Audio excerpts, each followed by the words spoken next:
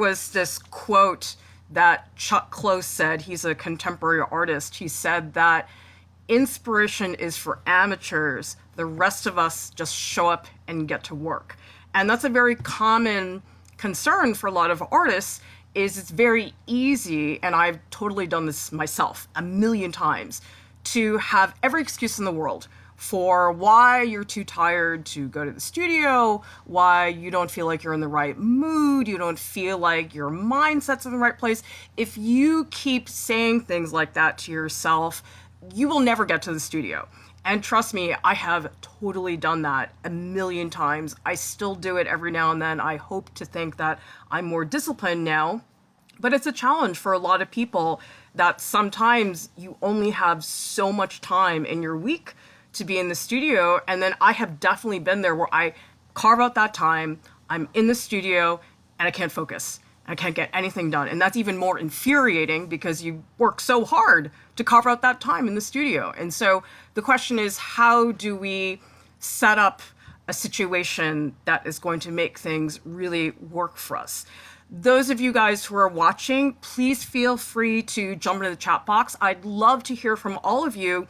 What are your tips for how to stay productive in the studio, for how to stay on task? Because I know if you're in school, you have teachers breathing down your neck, you've got deadlines, and those can be very stressful. But I actually think the more challenging thing is when you get out of school, you don't have teachers breathing down your neck, you don't necessarily have really hardcore deadlines, and it's hard to motivate yourself on an ongoing manner. And those are some of the things that I want to address. For me, I think actually the hardest part about being productive in the studio is getting started. That sounds obscenely simple, but I had a colleague who I used to teach with at a college many years ago, and his mantra was just start. And I just love that, because every time I feel frustrated about my productivity, in my head, I just think just start. It's really that simple sometimes. But the thing is, how do you get to the point where you actually have started? Now, my analogy for this is going to the gym to exercise, okay? Because the thing is, I know that if I go to the gym to exercise, number one, it's always good for me. I have never gone to the gym and regretted it. In fact, afterwards, I feel great. I feel super energized. And so why is it that something I want to do that I know is going to make me feel better is so difficult to do? And so for me, it's this difficult thing of going from, I think I should go exercise, to actually getting into the car, to actually drive to the gym to go there. That's the hard part. And I think for a lot of artists, it's the same way. It's like, you know you want to be in the studio, you know you want to be working, but then how do you cross over to that point where you're actually in the studio, actually doing something? Because the thing is, once I'm at the gym and I'm on the treadmill and I'm running, it's great. It's so easy. I know exactly what I need to do. I'm totally in the groove. That's so easy. But it's like getting to that point is hard. And I feel that going to the studio as an artist is a similar thing.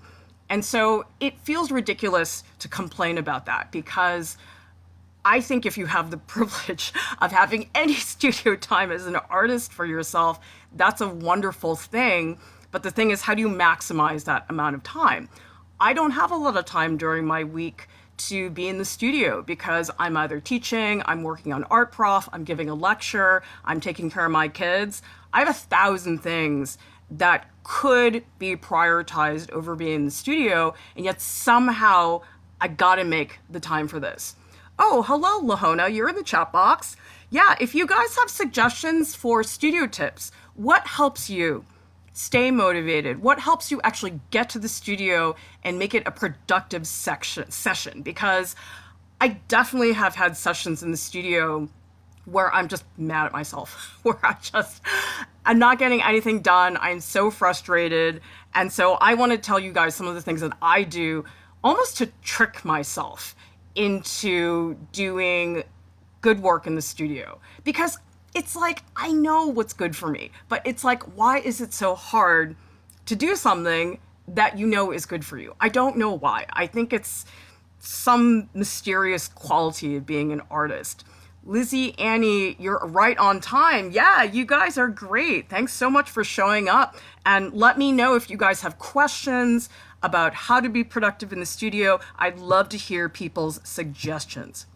Okay, let's dig into some of the really concrete things that I do, the mundane things that actually work. So one thing that I would say, and now just think about the stream, I'm going to talk about going to the studio in terms of having a home studio, because I think that while there are many artists who do have studios that they rent and stuff, I would guess that the vast majority of people don't have that. So actually, I'm wondering, those of you guys who are watching right now, how many of you have a home studio where you live, and how many of you actually pay rent for a separate studio that is located other than where you live?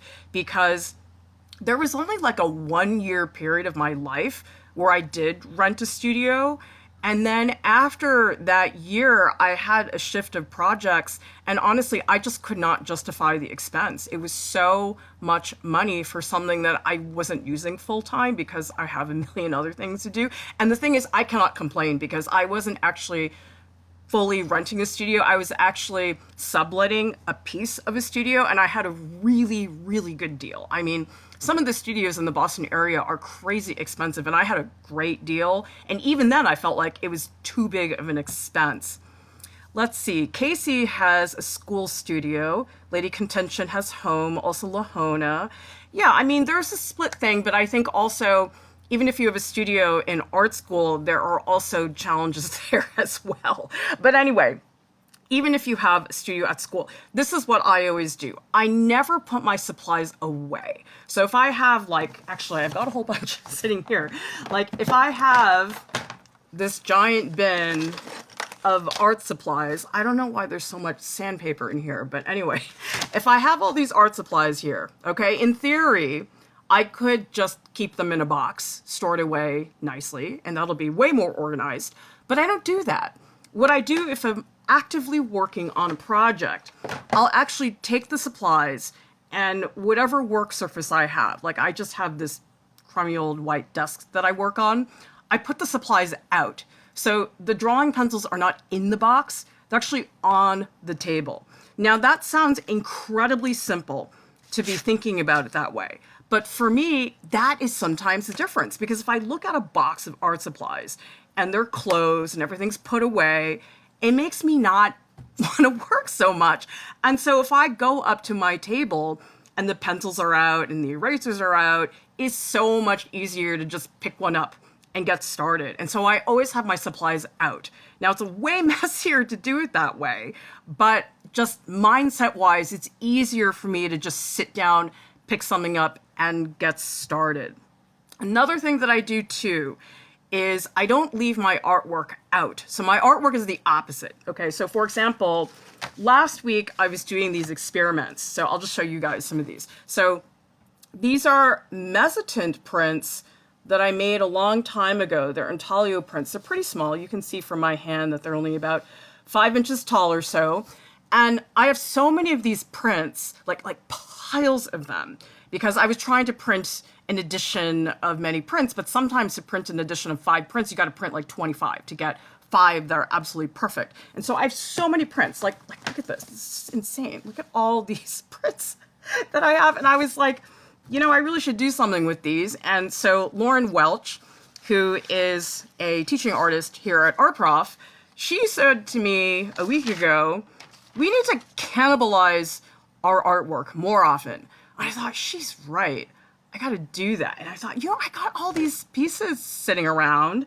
Why don't I just make a collage out of them? I got so many of these. I mean, I stole that from Eloise Sherrod, who is another teaching artist here at Art Prof. That's one of the things I love about Art Prof. We're constantly stealing from each other. It's fabulous. Hello, Mr. T in the chat box. Everybody jump in. Tell me what your studio tips are. Okay, so what I did was I made these collages. So you can see there's one print here, there's another one there, and then I ripped it up and I added glue and I made a whole bunch of these little pieces, and they're kind of a mess and I don't really know what I'm doing, but it's fun to recycle your artwork. I feel like it's very little work actually. So these are just some quick collages. If you look up close, you can see them a little bit better. I actually put some of these on my Instagram, but I think some of them did not make it there. So these are just some more experiments. Okay, so I have a whole bunch of these. Okay, so the thing about the artwork is I don't leave these out where I can see them. I put them away. Now here's the reason why. Because I have a tendency, and you guys can tell me if you do the same thing, if my artwork is out, I find that it's just too tempting to look at it every time I pass by and scrutinize myself like crazy and try to judge, oh, did I do a good job? Is this going somewhere? Should I do this instead? And I don't think that's very helpful. I'm somebody who thinks too much about their artwork, and it becomes really not a good thing for me to do because I end up ruminating too much, and that's not such a good thing. Okay, so what I do actually is I will take these pieces and I try to take a break from them. So instead of having these out on the table where I can see them, this is what I just do. I take them, I take all the pieces, and this is what I do. I just make a pile like this. I just stick them down like this so I don't look at the artwork when I'm not working. And what that does is the next time I sit down to work, I'm looking at these prints with a fresh set of eyes. Because let me know if you guys do this. Oftentimes when I'm in the middle of working, I try really hard not to judge what I'm doing because it's too much of a distraction. So I just focus on the making. And the really nice thing about these prints is that it was all about material. It was all about experimentation and collage. Because it's old artwork, I didn't have to think about, oh, what's the meaning and what am I trying to say? It was purely engagement with the supplies, which is great. Like, I don't have a lot of projects very often where I can do that. But the thing is, if I'm thinking, is it good, is it bad while I'm working, that's a really big problem for me. And I'm always wrong. Like, usually I put them away and pieces at the time I was making them, I thought, oh, this is a really good one. And then I pull it out a week later. I'm like, no, it's not. And then other times you see pieces and you think, yeah, this is terrible. I don't like this at all. And then you pick it up a week later and you think, you know what, that wasn't so bad. Maybe I should do this some more. So I guess what I'm saying is, for me, when I'm in the studio in the heat of the moment, I oftentimes have really poor judgment on my artwork. And so putting it in this like blank pile of work when I'm not working, I think is really helpful because that fresh pair of eyes is super, super useful. Okay, couple other things I do for a home studio. Now, I always do what I call simulating a commute. So the thing about having a home studio is super convenient, right? You don't have to go anywhere to actually get there. I just walk 2 feet and then I'm from my kitchen into my studio. Super easy. But the thing is, I get a little bit of cabin fever if I just wake up and work in the studio. And what I do is, for me, I walk my kids to school. Technically, I don't have to. Technically, they could totally walk on their own. But I love spending the time with them in the morning, and it gets me outside. It's not a super long walk. The whole thing, walking them there and back, is probably like not even a half an hour or so. And so I just find leaving the house really important. Now, if I did not have kids, I would still do this. I probably would go to a coffee place, get a cup of coffee. Maybe I would go to Trader Joe's and pick up those candy cane JoJo's that only come out once a year, and I bought 3 boxes last week. Maybe I'd do something like that. Something to get me out of the house so I can come back. Let's see, Lahona's saying, I cannot keep recent stuff, or I stop there, almost a fear response. Got some really old stuff out to show myself I could really do something interesting as who did this. Mr. T saying, my art is in the process and stuff around can be distracting. Oh, that's interesting. So you guys have a similar reaction because, you know, when you look at your artwork so long, you just hate looking at it. It's like, I don't know, it's like you can't see straight anymore. And so I feel like it's already bad enough that I got to look at it the whole time I'm working on it. And so if I'm not working on it, I don't want to be looking at it. So simulate a commute, because I just find that if I just stay in the house, I start to get really sleepy, and just getting outside is really good. Now, another thing I do, and I just started doing this, and it is so effective, you guys. My phone gets put in another room. Not the room next door, the room that's like on the other side of the house, okay? Because if my phone is even on my desk, it's this terrible temptation. And I know I shouldn't check it all the time. I know what's better. I can't help myself. And so I put it in a room where getting up to go check it is enough of a hassle that I don't want to do that.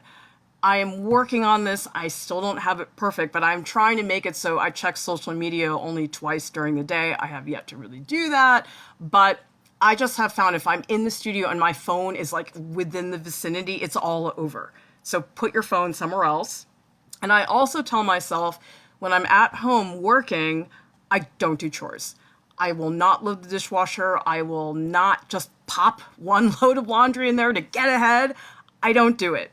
Now, it's annoying sometimes because I'm like, oh, well, if I just got that laundry in at 11, that would make my time at 5 o'clock so much easier. But it's a distraction. And so if I'm at home, I have to be very disciplined and I set these rules, and the rules are super, super helpful. By the way, those of you guys who are watching right now, tell me where you're from. Tell me what country you're in, what city. I'm always so interested to see who is on the chat. Lizzie Annie is a very big procrastinator, trying to complete my portfolio. What do I do to be more productive? I never feel fully immersed or focused in what I'm doing. Okay, great question. That actually comes up to what I was just talking about. So I like to do what I call focused distraction. Now, here's what I mean by this. I mean that you want to be focused enough that you can do what you need to do, but you don't want to be so focused that you actually distract yourself. And so for me, I usually have a podcast on. I sometimes listen to music, but we'll get into that later.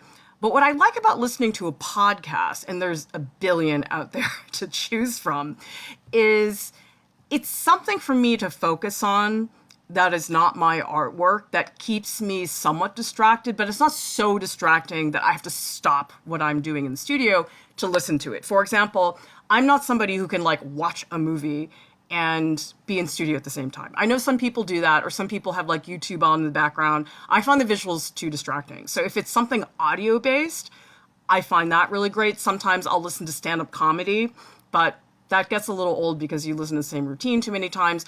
My favorite podcast right now actually is on NPR. It's called How I Built This. And I love that podcast because it's somewhat related to what I do with Art Prof. And so I do feel like I'm picking up tips and getting motivation. And that keeps me focused enough on that I don't ruminate or bother myself. Because you guys ever feel like being in the studio is like this mental self-torture where you just end up going down this rabbit hole of really not helpful ideas about yourself as an artist, like, who do I think I am? I don't know what I'm doing. Is this going to work out? It's like, oh my God. Wow, people are from everywhere. Minneapolis, San Jose, North London, England, teeny town in the corner of Oklahoma where tornadoes more than it rains, Dominican and Baltimore, Maryland. Oh, Prince George, Canada. So cool, you guys. We have such an amazing range of people on the stream every single time. I'm just always so impressed. Oh, we have somebody from China. Very cool, you guys. Thanks for letting me know where you are.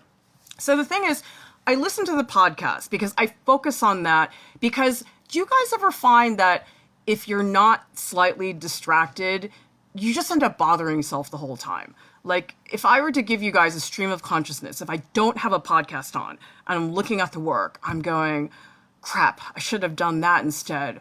Oh man, so-and-so posted this thing the other day. I'm so jealous. Their work is so much more liberated and exciting. Oh crap, Eloise told me that I should do this for the collage, but Lauren said it's like this horrible, like, whirlwind of thoughts. And so listening to the podcast keeps me going. And the nice thing about podcasts is that they're fairly long, at least the ones that I listen to. They're like at least 45 minutes at a time.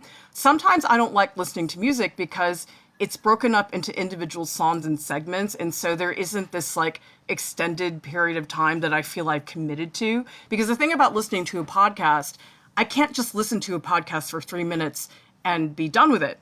With music, you can. You can be like, oh, well, I just listened to 2 songs. I'm done. I can get up and walk away. But usually with a podcast, I want to finish the whole thing. And if that's a good 45-minute chunk, that's a good way to get started. Melbourne, Australia, La Honda, California, San Francisco Bay Area. Very cool, you guys.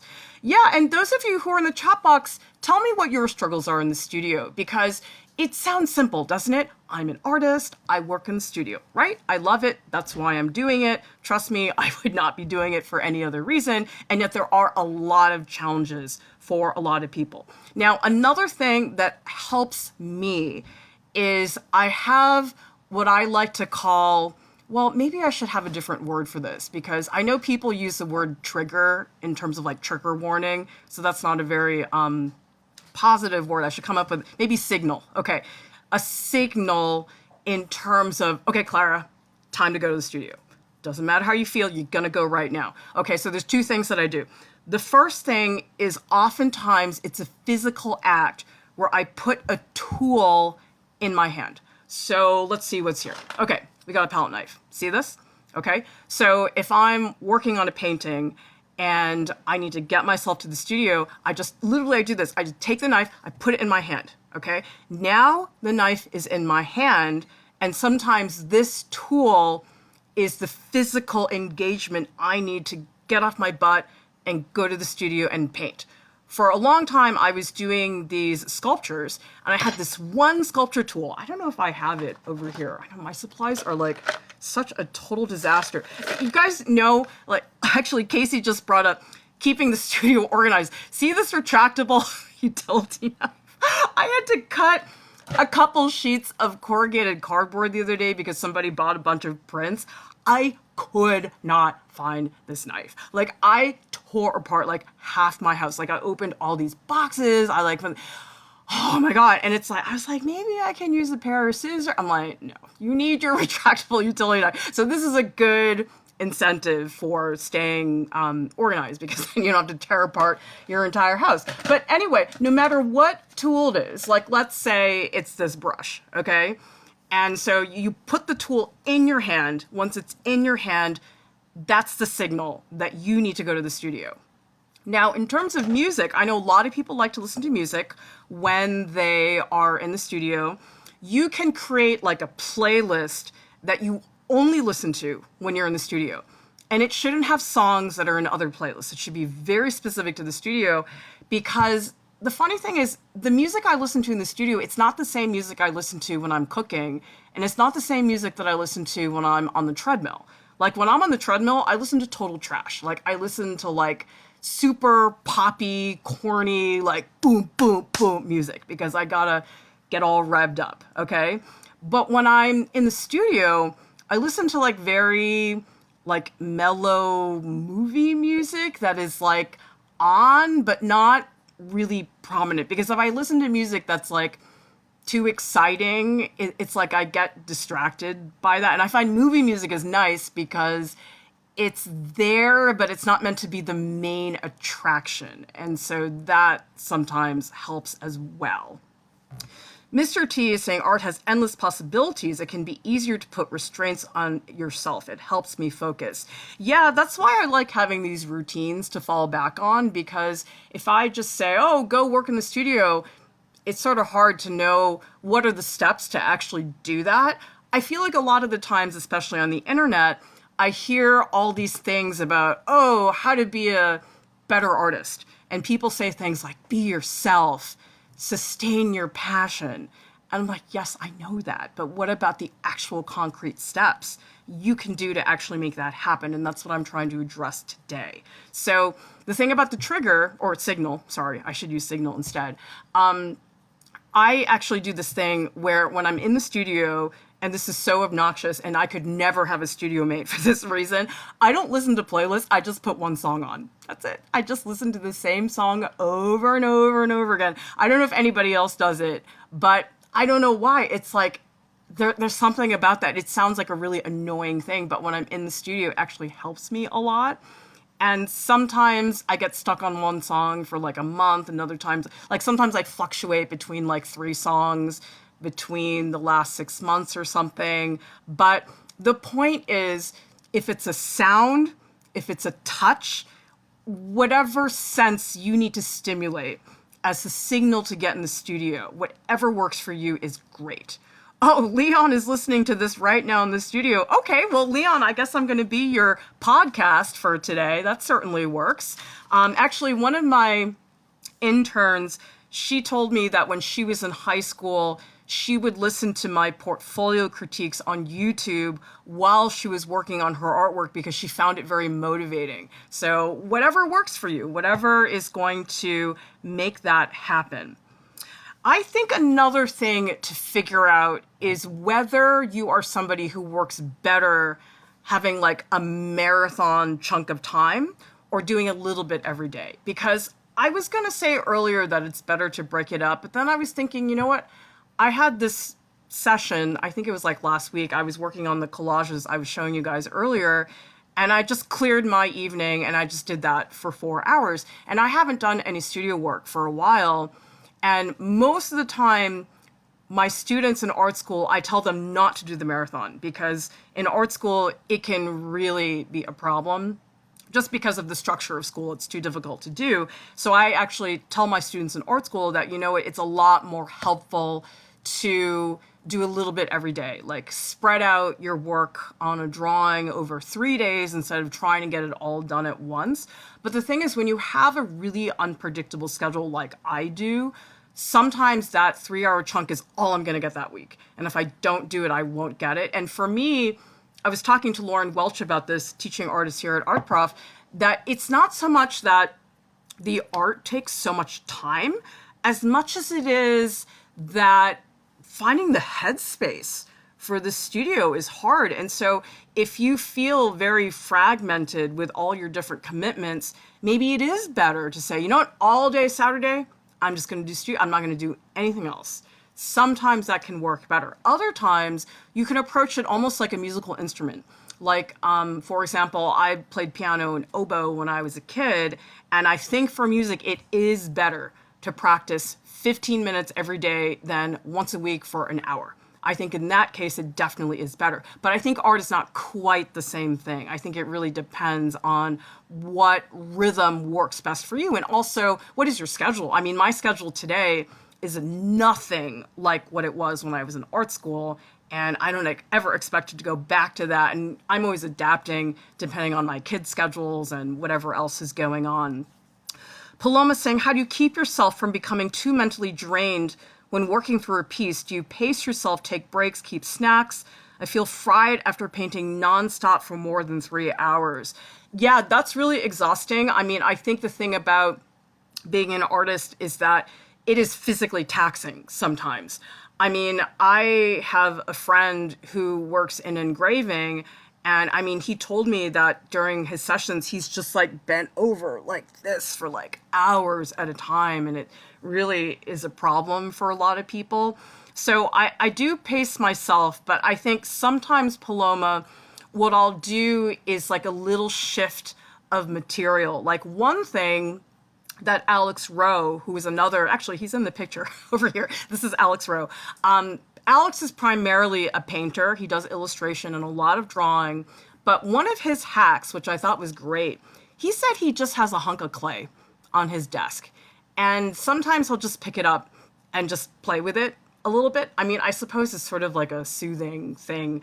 But he said sometimes he just makes stuff. And actually, if you guys go to Alex's Instagram, he was making a couple of these like little sculptures. I mean, nothing like major, but I told him later on, because I saw some of them on Instagram, I was like, you got to make more sculptures. These are really cool. And so sometimes, Paloma, switching up the material, I think is very helpful, and switching to something that's not so involved. Because trust me, I love painting, but painting is so much work.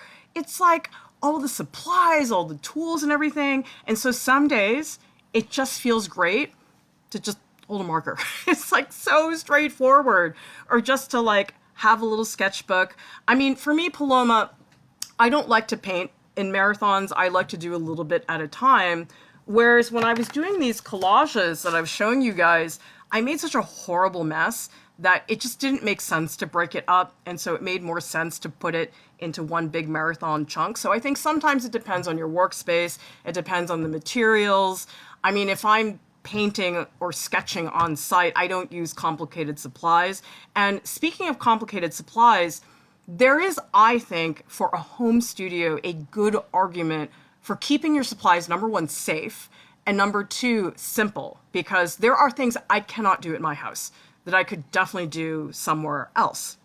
I think, for example, like I was doing these masks. Actually, I can show you guys. I have a whole like pile of these. So, okay. So these are these little fragments. Some of you guys might have seen on Instagram that I was chiseling away at these things and breaking them up into little pieces. This is my theme for this month, taking old artwork and smashing it up. It actually feels great. I highly recommend that you guys do it. But the thing about these masks is that I had to carve them in ceramic clay. I made silicone molds that then needed plaster mother molds.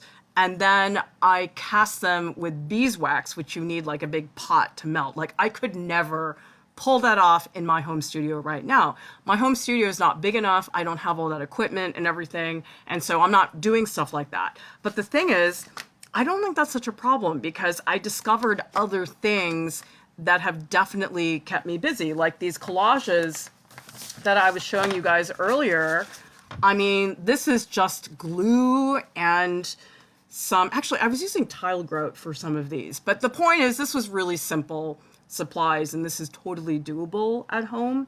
And so I definitely have had to be creative because I really can't do super toxic stuff when I'm here, but I think that has gotten me to try out more different things. Mr. T saying, I like doing my work in segments. You can come back with a fresh eye and see things totally differently. Yeah, I think that for sure, for me at least, is one of the most compelling reasons to break it up. Because, you know, when you look at your work for so long, you just can't see straight at all. Like, it doesn't matter how experienced or smart you are. It doesn't matter. It's like it all starts to look the same after a little while. And I think that's when it's time to take a break. And sometimes if I really am frustrated, I'll put something away for a long time, like not just a few days. Like I'll actually take the artwork and I'll put it in my garage for like 2 weeks. It's called my 2-week rule. I don't look at it for a long time. And then I look at it and it's like you're looking at a different piece. The other thing I do sometimes, I don't know if you guys do this, but I'll take a picture of my painting in my phone so I can see like a little version of it. And sometimes that's a way of getting distance from the piece. Or another thing I do is I'll look at my painting in a mirror and seeing the reverse of that. You start to see, oh my God, that eye is like way too high up. You see things that are somewhat surprising. So I really enjoy doing stuff like that. And then a couple other things that I like to do as well in order to keep the continuity of my work going, because that I think is the hardest thing, because my whole life is a million fragments. It's like my kids, my teaching, my studio practice, art prof, eating, sleeping, all those things that you have to do. It's just a million little pieces. And so how do you keep any feeling of continuity? Because sometimes if I haven't been in the studio for a long time, you guys might feel this way too. It's like it takes you half an hour to remember, oh my God, what was I doing last time? Wait, was I doing that? And that is very hard to do, is to like keep that continuity going on. I think that what helps me is when I'm almost done working in the studio, I know I'm about to leave or go do something else, I never finish things. I always leave something half done.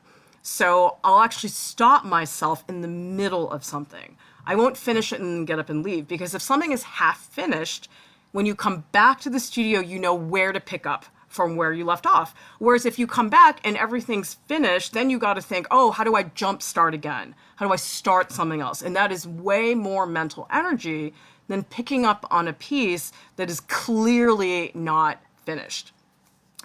Oh, I missed this comment from Lahona. They say, I put a curtain wall between my office space and my studio so I cannot see my computer. Yeah, it's like out of sight, out of mind. I do the same thing with my phone. I just don't want to see it. I don't want to know that it exists. Joshua Daniel is saying, what would you recommend to do when starting in art? Joshua, do you mean in terms of starting a studio session or in terms of experience? Like, let's say you haven't had a lot of years of experience. If you can give me a few more details, I can help you a little bit better. Sometimes when the question's too open-ended, I can end up answering it in the wrong way. Okay, so the thing about leaving something half-finished, I think, is very, very helpful. And actually, you can use social media in a way that I think is very helpful in terms of motivation. Not in terms of like, oh man, everybody else is posting, why have I not posted? I mean, you can use that, but I think sometimes that becomes more to people's detriment than as a positive motivator. But one thing that I did was I was doing this project many years ago on these self-portraits. The project is called Falling. So if you guys want to check out that project, actually, let me pull up the link for that so you guys can take a look at that project if you have not seen this project before. And so basically, so it was a series, I'm going to type this in, of self-portraits. And what I did online is I announced that I was going to make 50 portraits. Now, that was way more portraits than I'd ever done in my life for one series. Most of the time, my projects were like 20 pieces at a time. And so 50 seemed obscene. That was like more than double what I was accustomed to doing. But because I announced it on my blog, I thought, oh man, I got to do it now because I feel really lame telling people I'm going to do it and then totally flaking out. And so sometimes you can hold yourself accountable by making a public statement about what you're setting out to do. I know it doesn't always work, but for me it does, because I have enough people that follow me and enough students who, trust me, would give me a lot of crap if I did not follow through on what I was going to say, that's actually very motivating. Okay, so Joshua, you're asking what to do when starting out with art in terms of experience. My suggestion to you, Joshua, would be to get a sketchbook and to really establish a constant sketchbook practice so that you are always making a little something every day. Because I think the productivity thing is really important when you're getting started. If you don't have a lot of years experience, you just got to make a lot of work. Like those of you guys who are applying to art school this year, one of the pieces of advice that we give people is you just got to make a lot of work. You got to log the hours. You got to produce. Because for a lot of portfolios, they'll say, okay, we want 15 pieces. So students will say, okay, I'll make 15 pieces. I'm like, no, you're going to make 30. Because then you're going to pick the best 15 out of those 30. That is being productive. So Joshua, get a sketchbook. And we do have actually a whole bunch of sketchbook videos that might help give you some ideas, because I think everybody has a totally unique way of using sketchbooks. It might be nice for you to do that. So I'm going to just type in this chat box, sketchbook videos. Okay, so you guys can look at that. And let's see, Paloma is saying, draw from life, I would say. Draw what you see, not what you think you see. Paloma, was your question about drawing from life? Oh, I guess you're responding to Joshua's question. Yes, I totally am on board for that. That's great advice. And that's another reason for getting a sketchbook, because you just whip it out anytime you want. In fact, I have a little sketchbook. It's not in here right now, but it's literally like this big. It's tiny. And I don't really show it to anybody, but I have it in my purse and I carry it with me everywhere. Basically, if I have my wallet, I have that sketchbook. And there was one day we were at Joann Fabrics and we were picking up Halloween supplies for my kids' Halloween costumes. And so we were there for like 3 hours. Like, it took so long. And I remember at one point, I just was like, oh my God, get me out of here. And so I just picked up my little sketchbook and I started sketching the people that were waiting in line to have their fabric cut. And it made my day just a little bit better. They're crappy drawings. I didn't show them to anybody. But it's like, that was valid, even if the drawings are crappy. Because I think a lot of people, they put pressure on themselves. Oh God, that drawing wasn't good. That painting wasn't good. It doesn't matter, you guys. Any time you log making art is valuable, regardless of the results. In fact, sometimes it's the pieces that you bomb on that you learn the most. Although it is really a big bummer when that happens. But you cannot make art and not gain something out of it in some manner. Lizzie Annie saying, I buy so many sketchbooks, I never fill them out. Never in my life I filled one out fully. How do I consistently use one with without ripping out the pages. You know something? If you guys watch Kat Huang's sketchbook video, let me see if I can find the link on the page. She says literally the exact same thing. She said that she never finishes her sketchbooks. I don't think there's anything wrong with that. I think that's actually sort of a funny quirk, and it's like anything goes with a sketchbook. I feel like a sketchbook is just like primordial soup. It's like whatever works for you is totally fine. So without ripping the pages out. Actually, you know what I've been doing? Because my students on Saturdays, I have them all bring their sketchbooks and I just check in with them one-on-one to see what they're doing. And sometimes they'll say to me, oh yeah, I did these sketches, but they were on another piece of paper and I don't have them right now, but I'll bring them next time. And so what I say to them, look, if you have these like piecemeal drawings that you do somewhere else, just take them and just paste them into your sketchbook. Like, I actually think that having like some element of collage in a sketchbook is really fun. And actually, I would say you guys look at Monica's sketchbook because she has tons of collage in her sketchbook. I'll just put in the link, Monica's sketchbook. And I know that when I was traveling in Europe, when I was in college, one thing I had a lot of fun doing in terms of collage was I would collect all the train tickets I had. Anytime I went to a museum, I would collect the ticket. If there was like a street map or just a magazine that I picked up, I would just cut things out and put them into my sketchbook. And so it was nice little scrapbook of my journey combined with the artwork.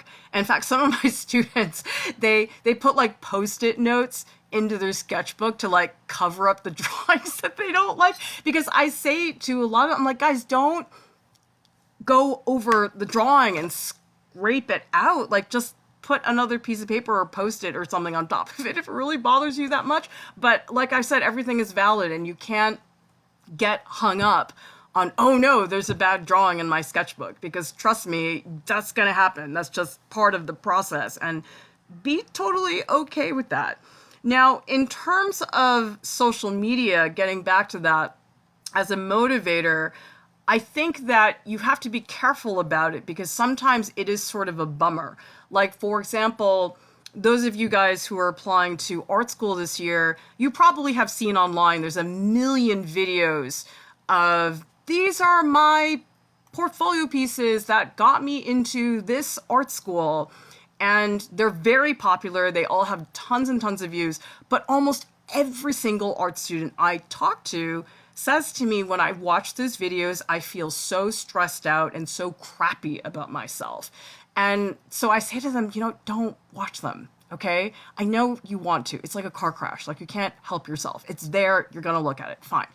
Get that done and out of the way. But here's the thing. There's a time and a place to be looking at artwork. And here's what I mean, because I am the biggest advocate for studying art history, looking at contemporary art, being influenced by other people. That is a huge part of being an artist and should absolutely be there. But there's a time and a place for it.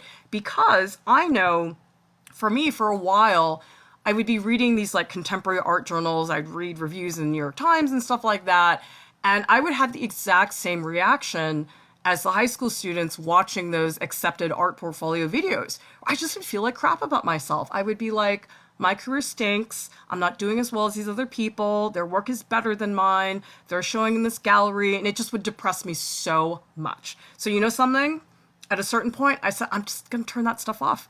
I'm just, for a little while, I'm not going to read any of that stuff because it became a huge distraction. So it's like there's a time and a place. And then sometimes I'm like, you know what? I could use a little bit of inspiration. Now I'm going to go over and I'm going to read this magazine. I'm going to do this. And so the thing about looking at other artists is that you have to be a little bit choosy about when you do it, because I think it can be very detrimental in terms of distracting you from your practice, because I think that artists should not work in a vacuum. I think art history has always been about reacting to what's around you. You can't make artwork and not have it in some form be a reaction to the time period that you live in. And so that's very important. But I think sometimes seeing other people's stuff doesn't help you. Like, that's why I almost think that Instagram can be really harmful sometimes, because I have students who are like, oh, I found all this stuff on Instagram. And I'm like, yeah, but you got to just focus on yourself for now. Like, that's actually sort of a problem. Lizzie Annie says, I've watched so many of those videos, they got me anxious to live and when I'm not at that skill level yet. Yeah, I mean, that's how I feel when I read like Hyperallergic, or when I read the New York Times and I see what's showing in New York City, or I see The Biggest Show, or who's at the Venice Biennale. It's like, that's my version of that. Oh God, I'm never going to be good enough. I'm never going to live up to that level. And so just look at that stuff when you feel ready for it, but be okay, you guys, just putting that aside. You know what? I got to be super selfish. I got to focus on myself and not look at other artists' artwork. Or another thing sometimes is, I sometimes find it very refreshing to read stuff that's not by artists. Because I think a lot of times people say to me, they're like, oh, well, you're an artist, so you must read about artists. And I'm like, yeah, I do, but I also really like reading stuff from other fields. Like, for example, I was reading this book by Atul Gawande, I don't know how to pronounce their last name, but he is a surgeon in Boston, actually. And I read all of his books about the medical profession, and I loved it because there actually was quite a bit of correlation with being an artist, but it was so refreshing to me to read about a completely different field and see how it was different and how there were crossovers and stuff like that.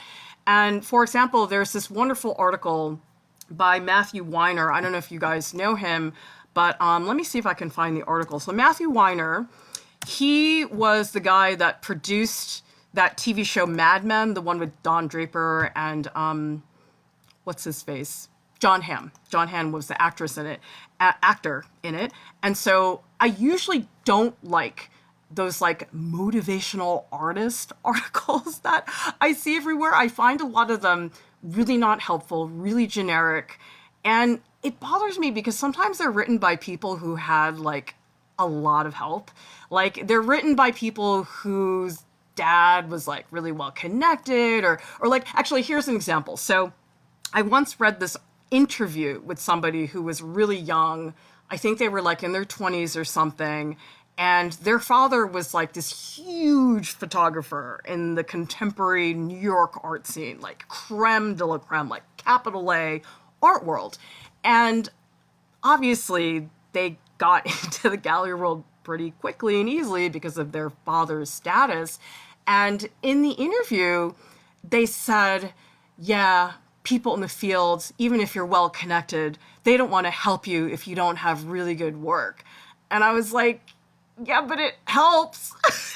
It just like made me really mad when I read that, because I was like, yeah, but you kind of have a big leg up versus the rest of us. And so a lot of those articles started to make me really mad. So this one by Matthew Weiner is great. It's like literally the only motivational artist article I've ever read that I loved. And I read it over and over and over again. And I'm somebody who never does that. So I'm going to put that in the chat box. So this is Matthew Weiner's article for struggling artists. An article that actually isn't really annoying. Okay, so here's the link for those of you guys who want that. Oh, wait, that's a little bit too long. Hang on a second. Okay, so here it is. Let's see. Elsa says, I love sketching people in line at the pharmacy, the DMV, the coffee shop. Oh yeah, the DMV would be a good place because usually the DMV is like, what, like a minimum hour late or hour long line or something. Julia B's working on your capstone painting thesis for your BFA. I feel so doubtful about what I create. I feel like I'm creating no pieces. I graduate in May. How can I push myself more? Julia B, I think what could be helpful is to create a schedule of exactly what must be done by the end of the week. So in other words, like set rules for yourself. Like when I said, guys, I'm going to make 50 self-portraits, okay? I set rules. I said every single one is going to be this big. They're all done on this. Because the thing is, Julia B, I think that if you have to reinvent the wheel every time you sit down to work on a painting, it's too much work. So if you determine the size, the material, the subject. So you're not totally starting from scratch for every single painting. It makes things a lot easier. So for example, for these portraits I did, they were all self-portraits. They were only faces. I did not have shoulders or arms or anything. It's like you cut back on the number of factors that you have to deal with, and you whittle it down to something very specific. So Julia B., I would recommend specificity will really help you a lot. And the thing is, within that area of specificity, there's still plenty of room to move around. I mean, if I had enough to go on for 50 images, I mean, I could have kept going for sure. I felt like I was not running out of things to do. Like, here's an example. Like, if you guys think about a good TV show, okay? A TV show has a base foundation. It has got a premise. Certain number of characters that are there all the time. There's usually a setting, but then there are infinite variations on that setting. Now, this is totally going to date me, but if you guys ever watch that TV show Cheers, the TV show Cheers, it's set in a bar. In fact, there's very few episodes where they're not in the bar. That was actually sort of rare. And you think, oh, well, it's a bar. That's not a lot of variation. How many things can happen in a bar? A lot of things. Think about how many people come and go at a bar, people who work at a bar. And it's incredible. I mean, they had seasons and seasons of just people in a bar. That was the premise. So Julia B., what is the premise for your TV show? Think about that. I think that will be helpful. Durenka says, I love your live streams. Always comfortable and great to listen while I'm doing art homework. Thank you. Oh, good. Maybe that's your structure, you guys. Every time we go live, you got to go in the studio. Maybe we are going to be your signal that you guys have to get into the studio. Let's see. Elsa says, when I don't have people to draw, I have animals. Drawing animals seems impossible at first because they're always moving, but it got easier after a year and it sharpens your observational skills. Elsa, you totally just read my mind. You know why? Because we are going to be releasing probably very, very soon, like, I don't know exactly when, but really, really soon. Lauren Welch and I, we just literally this Sunday, we wrapped shooting this gesture drawing tutorial, and it's all about drawing her cats. So I'm going to put that link into the chat box. So gesture drawing with cats. And you guys can go to that page. You can watch the preview video, but I'm serious. It's coming out so soon. I've been like busting my ass trying to get it finished. But yeah, I love drawing animals because, you know something, they move, but I like that part of it. I like the challenge of it. And honestly, I think that if they stood perfectly still, I don't think it would be as fun because you don't capture as much of their character. Because once I was drawing my friend's bulldog, this thing was like a mythological beast. Like, I've never seen anything like this bulldog before. He was huge and he would not stop moving. Like, Lauren's cats, they moved, but they were definitely like napping half the time, or they would like shift a leg. Like, they were so lazy compared to this bulldog was like the biggest spaz. And I just, at a certain point, you just start scribbling like crazy, but I loved that so much. If you guys go to my Instagram, if you scroll down a little bit, you'll see it's like a colored pencil sketch. Let me see if I can just pull up the link to my Instagram so you guys can check that out. So I'll just put this in the chat box. So bulldog sketches on my Instagram. You guys can take a look at that. But yeah, animals are a great example of how you can do gesture drawings and draw from life and have a lot of fun, because I had so much fun drawing Lauren's cats. I feel like I know her cats now. Here's the thing. I'm not a big cat person. Like, I like cats, but I'm not obsessed with cats like Lauren is. But after spending time drawing her cats, I feel like I know them. I feel like I understand their personalities. And it's like, if you draw from photos of some random cat online, you're never going to have that connection. And that's what I love about drawing, which is very, very exciting.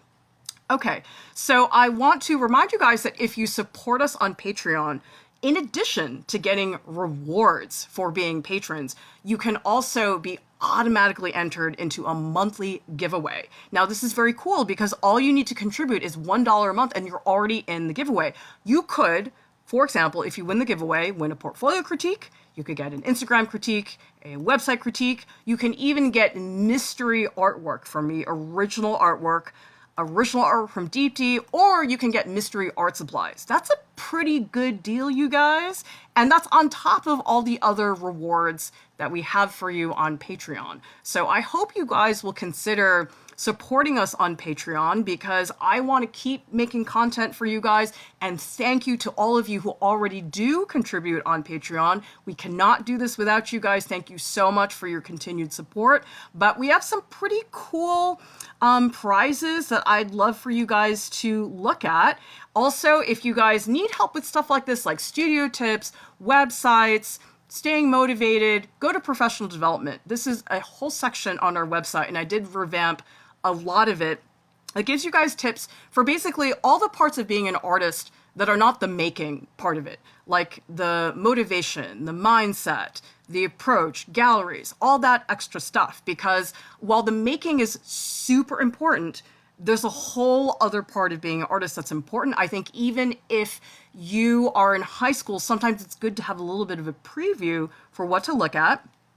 Somebody is saying 9842, I want to have my MFA portfolio critique. Well, I would suggest you guys, here's the thing, you got a lot of options, okay? You can either just pay for it, you can purchase a portfolio critique. I review MFA portfolios, Lauren Welch does as well, or you can do a Skype call. Or if you guys want to support us on Patreon, somebody every single month is going to win a portfolio critique. The value is usually $200, but if you contribute $1 a month, you could win that portfolio critique for $1. That's not a bad deal. And we are doing this every single month, okay? And we don't have that many donors, you guys. So if you enter, the chances that you might win this giveaway are actually pretty high. It's not like we've got 50,000. I wish we had 50,000 supporters, but we're not even close. So what I'm trying to say is I would get in on this now, because this is pretty awesome. I mean, I just started doing these website critiques and mystery artwork. That's pretty cool as well.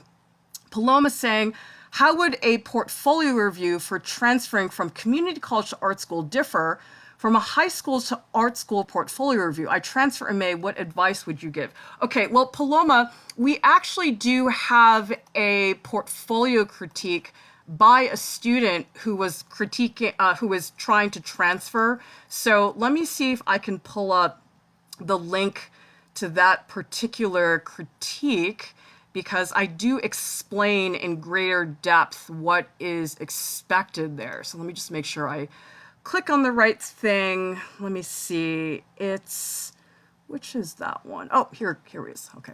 So I'm going to put this in. So this is a portfolio critique by someone applying to transfer to art school. I mean, the short answer, Paloma, is that you probably want to show a little bit more representation of your intended major, because most art schools, if you transfer, you usually skip the first year, which is for a lot of schools foundation. You go right into your major. So that's probably the biggest difference. I think most transfer students, you apply as an illustration major or as an architecture major. Whereas a lot of art schools, if you apply to be a first year, you just apply. Like, you don't apply first year as an architecture major, whereas for transfer you do. But again, that really depends on the school. So definitely check out the school's requirements and see what they actually do. But that is my basic guess as for how to do that. So anyway, if you guys need help with art school portfolio stuff, I would highly recommend that you check out our revamped page. I tripled the content on this page. There's a lot of videos, but there's a lot of stuff that I wrote down because it's faster and quicker to get you guys that information. I am working on it. I'm still got other stuff to add, but check out this page because there's a lot of new content there that was not there even a month ago. So hopefully you guys will take a look at that. But anyway, you guys, thank you so much for tuning into this stream. Love hearing from you guys. It's a great dialogue. I mean, if we're talking about staying motivated, I feel like you guys are a big reason why I stay motivated, because I'm like, you know what? I got to go to class. I got to teach. I got to keep everybody together. And it's like having this conversation with all of you gets me all revved up. So I think it's win-win situation. It's really great. Elsa Grace is saying Bulldog in red. Yes, it was. Wow, you have an incredible memory. Yeah, I was doing colored pencil sketches, And the cat drawing tutorial, which is coming out really soon, that one also is done with colored pencils. And I do talk more specifically about my technique for using colored pencils for gesture drawing. So hopefully you guys will check that out. Anyway, thank you so much for joining me, and I will see you next time.